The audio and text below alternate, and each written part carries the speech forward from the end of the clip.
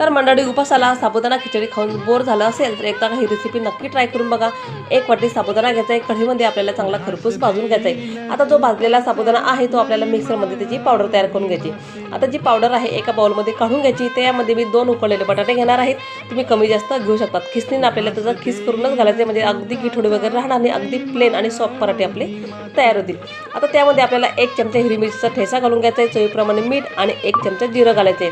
जर तुम्ही उपासाला कोथिंबीर खात असेल तर मी कोथिंबीर घातली तरी पण चालतं। एक घट्टसा डव आपल्याला मळून घ्यायचे, हाताला थोडंसं तेल लावून घ्यायचं आणि उंडा चांगला रगडून घ्यायचे। आता लहान मोठा छोटा गोळा घ्यायचा तुम्ही आणि पराठे लाटून घ्यायचे। आता तुम्ही पराठे लाटून घेतले, दोघी साईडला तव्यावर चांगलं खरपूस भाजून घ्यायचे।